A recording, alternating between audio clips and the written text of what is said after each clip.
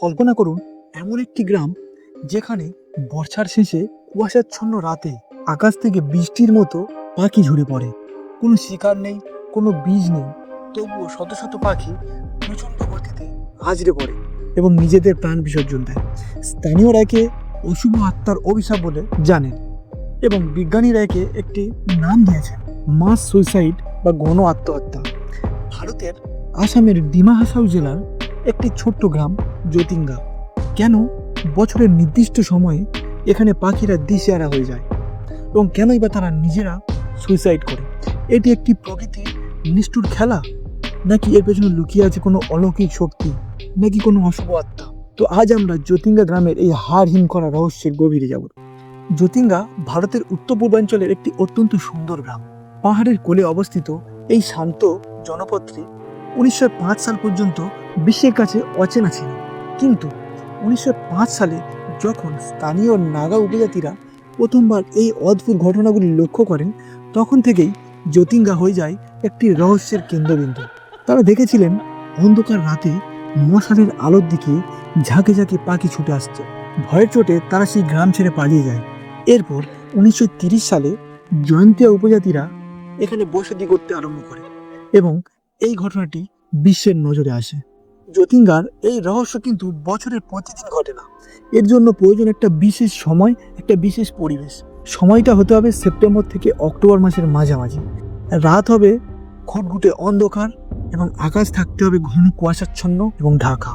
আবহাওয়া হতে হবে মেঘলা এবং সাথে একটু উত্তর পূর্ব দিক থেকে আসা ঝোড়ো বাতাস। ঠিক এই অবস্থায় রাত 7টা থেকে 10টার মধ্যে ঘটে এই অবিশ্বাস্য কাণ্ড।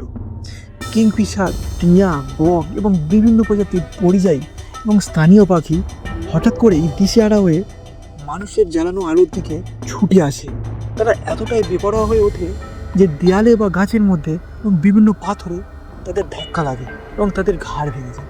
গ্রামের বিভিন্ন বয়স্ক মানুষদের কাছে জানা গিয়েছে যে বছরের পর বছর ধরে নাকি জ্যোতিঙ্গার গ্রামবাসীরা বিশ্বাস করে আসতেন যে এই আকাশে উড়ন্ত কোনো অদৃশ্য দানব বা অশুভ আত্মা এই পাখিদেরকে নিচে নামিয়ে আনতেন।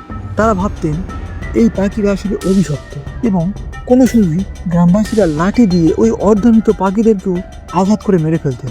তারা মনে করতেন যে এই পাখিগুলো গ্রামের দুর্ভাগ্য। তো এই কুসংস্কারের কারণে হাজার হাজার পাখি অকালে প্রাণ হারিয়েছে। কিন্তু আধুনিক বিজ্ঞান এই রহস্যের একটি সম্পূর্ণ আলাদা ব্যাখ্যা দেয়। ভারতের প্রখ্যাত পক্ষীবিদ ডক্টর সেলিম আলী এবং এস সেনগুপ্ত এই রহস্যের সমাধানের জন্য জ্যোতিঙ্গা সফর করেন এবং তারা জানান যে এই পাখিগুলো আসলে আত্মহত্যা করে না। আসলে বর্ষার শেষে জ্যোতিঙ্গা পাহাড়ের এলাকায় ভূচম্বক পরিবর্তনের জন্য এই ঘটনাটি ঘটে এবং প্রচণ্ড হাওয়া এবং ঘন কুয়াশার কারণে পাখিরা দিগ্ভ্রান্ত হয়ে পড়ে। এবং যেহেতু পাখিরা রাতে সাধারণত ওড়ে না, তাই কুয়াশায় ঢাকা অন্ধকারে তারা সামান্য আলোর দিকে উৎস দেখলেই সেদিকে তারা বাঁচার জন্য আছড়ে পড়ে এবং ছুটে আসে। এবং উচ্চতা এবং বাতাসের প্রচণ্ড চাপের কারণে তারা নিজেদের উপর নিয়ন্ত্রণ হারিয়ে ফেলে এবং সজোরে আছড়ে পড়ে। সুতরাং এটি কোনো অলৌকিক বা কোনো দুষ্টু ভৌতিক আত্মার ঘটনা নয়, বরং এটি একটি প্রাকৃতিক দুর্ঘটনা।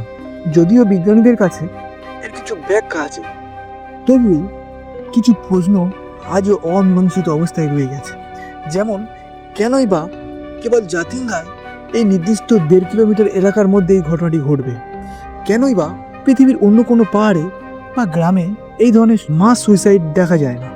বর্তমানে আসাম সরকার জ্যোতিঙ্গাকে একটি পর্যটন কেন্দ্র হিসেবে গড়ে তুলেছে এবং প্রতি বছর জ্যোতিঙ্গা ফেস্টিভ্যাল পালন করা হয়, যাতে মানুষ পাখিদের রক্ষা করার গুরুত্ব বুঝতে পারে। এখন গ্রামবাসীরা আর পাখিদেরকে মারে না, বরং পাখিদেরকে বাঁচানোর চেষ্টা করে। তো জ্যোতিঙ্গা গ্রাম আমাদের মনে করিয়ে দেয় যে প্রকৃতির এমন অনেক রহস্য আছে যা আমরা হয়তো আংশিক বুঝতে পারি, কিন্তু সম্পূর্ণটা আজও আমাদের আধা আধুরা রয়ে গেছে। কুয়াশায় ঘেরা এই রহস্যময় রাতগুলো আজও জ্যোতিঙ্গাকে এক অনন্য ঘটনা হিসাবে দাঁড় করিয়ে রেখেছে।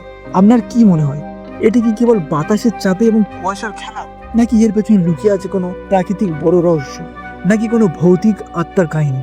তো কমেন্টে অবশ্যই জানাও এবং ভিডিওটা ইনফরমেটিভ মনে হলে বন্ধুদের সাথে অবশ্যই শেয়ার করো। এবং অবশ্যই মনে রাখবে, এই চ্যানেলের প্রত্যেকটা ভিডিওই কিন্তু রিয়েল লাইফ এবং রিয়েল ঘটনা। তো দেখা হচ্ছে পরবর্তী ভিডিওতে এমন কোনো অদ্ভুত রহস্য নিয়ে।